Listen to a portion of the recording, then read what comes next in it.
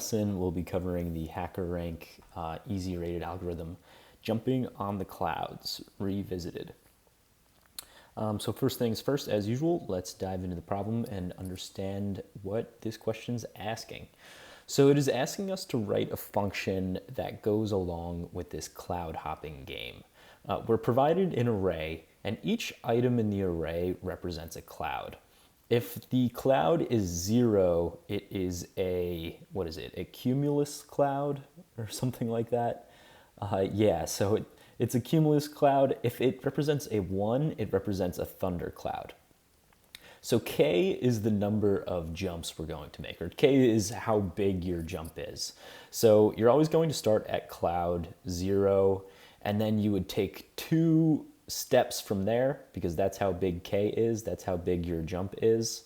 And every time you do a jump, you're going to use 1 energy. You start with 100 energy, and no matter what, if you take a jump, you lose 1 energy. And if you land on a 1, if you land on a thundercloud, that means you lose 2 additional units. Not 2 units, 2 additional units. So if you land on a thundercloud, you lose 3 from that jump. 1 from the jump and an additional 2 from the thundercloud. So E tracks the character's energy level, and what this question wants us to return at the end is the final energy level. And I think that's it. I think we are now ready to head over to Replit and start to get to work. Okay, so I've copied some information over from the example, and that's the info we'll be working with. And I also put a little index, an array that's representative of indexes up here to explain one part of this algorithm. So what do we want to do? We know that we start on cloud 0, and we'll probably do some kind of loop where we are adding to the cloud number to jump through the clouds. So let's go ahead and set a variable of cloud equal to 0. We also know that we've got energy, and we start with energy at 100. So we'll go ahead and set a variable of E equal to 100. And one thing I frequently like to do is I like to set a variable for the length of our array, especially in this question. It's something that we'll be using later, so I'll go ahead and set n equal to length of c. And I think what would be good would to use a while loop for this question. But first, let's get to work on what's actually happening here. So we know that we're going to start at cloud 0. We're always going to start at cloud 0. And we're going to increase our cloud by k. So let's write out cloud plus k. So we have cloud plus k, and what would that lead to? So we'd go cloud 0 plus 2. That would lead us to index position 2. And then we'd go plus 2 from there. We'd wind up at index position 4. And then we'd go plus 2 from there. We'd wind up at index position 6. And then we'd go plus 2 from there, which would technically lead us to index position 8. But we don't want to go to index position 8. We want to loop back around to 0. And this question is really asking, how much energy have we used to make it all the way back to 0? If we were jumping by 3, you obviously wouldn't land there, but if we were jumping by 3, well, we would pass 0 by 1, and we'd have to keep looping through. And we keep looping through our jumps until we land on 0. So how can we represent that? Well, one way would be to essentially build out an array and keep adding to the array all these index positions until we finally wind up on the hypothetical last index position, which might be all the way over here in this hypothetical array. But then you're looping through a bunch of things in order to build out that array.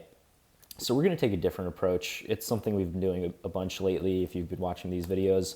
We're going to modulo n.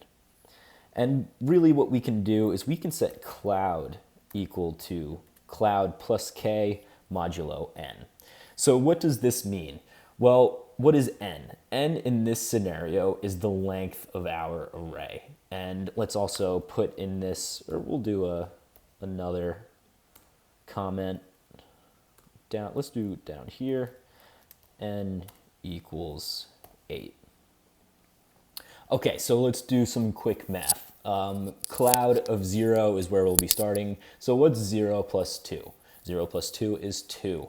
What is 2 modulo 8? Well, 2 modulo 8 is 2. Doesn't affect it, and that's exactly what we want. We want to jump 2. What is 2 plus 2? 2 plus 2 is 4. What is 4 modulo 8? 4 modulo 8 is 4. Okay, so that puts us at cloud 4, which is here. Awesome. And then we'll add 2 from there again, put us at cloud 6. And then we'll add 2 from there again, put us at the hypothetical cloud 8.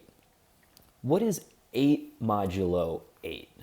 8 modulo 8 is 0. So that would put us all the way over here. We start back from the beginning of the loop and we get 0. And we could now stop because we've done all of our jumps. Okay, awesome. So we're manipulating cloud exactly how we want to. But what circumstances are we working under? Well, we want to keep going until we're back at 0. 0 is what we're looking for. So we can actually set a truthy value of not 0 equal to true. And let's think about this. So we've set not 0 equal to true because the first step will be to take 0 and add to it. So let's do while, sorry, I'm getting a phone call, while not 0, we will do this first step. And technically we are coming in at 0. Cloud is equal to 0 when we start, but we won't evaluate cloud until after we do this. So, okay, we start at 0, but we're immediately going to add a number to it. So it's immediately not 0. And then we'll evaluate here. We'll do if cloud equals 0, not 0 is now false. And that may be a little confusing right now, but it will start to come together. So like I said, we'll evaluate the value of 0 at the end of our loop. First, we'll start with 0 and we'll immediately manipulate it. So it's almost immediately no longer 0. And then we'll evaluate it down here. Okay, so we've got our value of cloud being manipulated. But what else needs to happen? We don't need to just manipulate cloud. We need to manipulate the energy. So what does this represent? Well, this represents a jump. And what happens every time we jump? Well, we can take E and we can subtract 1 from the value of E. And that's going to happen every time we make a jump. But if you also remember, there's another circumstance where our E value will be further manipulated. We're always going to subtract 1, but if C of cloud, losing track of my cursor, C of cloud equals the value of 1, we will E minus equals 2. And so what just happened there? We can spell this out by looking up at our array. So we're starting at 0, right? And we will jump our K value. What's our K value? Our K value is 2. Okay, from here, we will evaluate the value of C at this index position. If it's equal to 1, we will subtract another 2 from our energy. Because remember, 1 represents the thundercloud. The thundercloud takes away 2 additional energy. Awesome, so there is our loop. We first find the cloud that we're jumping to. We then subtract 1 from our energy because we've made a jump. We evaluate the cloud that we landed on. Is that value equal to 1 or is that value equal to 0? We subtract 2 if it is equal to 1. If not, we just move on to the next item. If the cloud is equal to 0, not 0 becomes false, which means that we exit the while loop. When the truthiness of not 0 changes, because our while indicates that we will do this while not 0 is true, well, if we wind up on 0, not 0 is now false. So the truthiness has changed. We will leave the while loop and we can then print our energy. And let's see what we get. 92.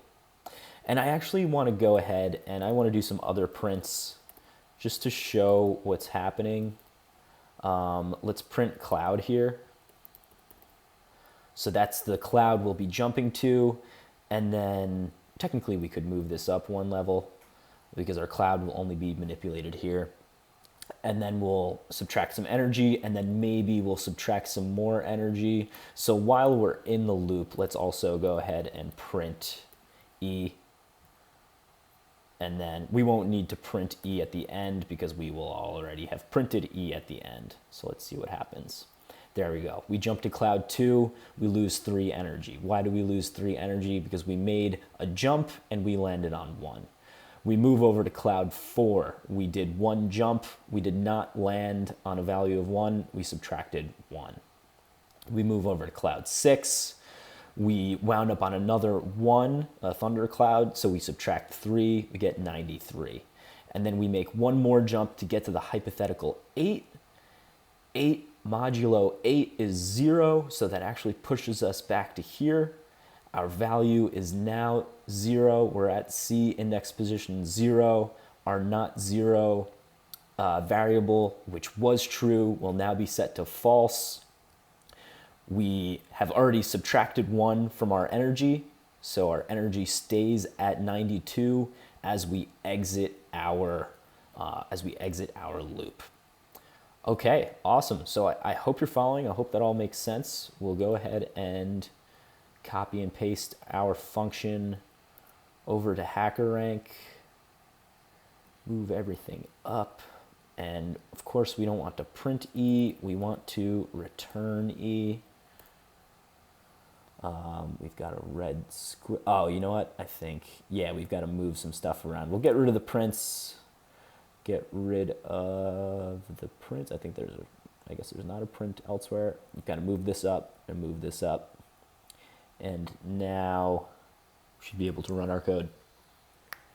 Okay, awesome. Passed both sample test cases. We'll go ahead and submit, test our code against all the test cases, and we pass. Awesome. Well, I hope you guys enjoyed. I hope this is clear. If you have any questions, please feel free to pop them down below. If you enjoyed this video, go ahead and hit the like button. And as usual, we post these videos just about every day. So if you're covering algorithms right now, it'd be a good idea to go ahead and hit subscribe.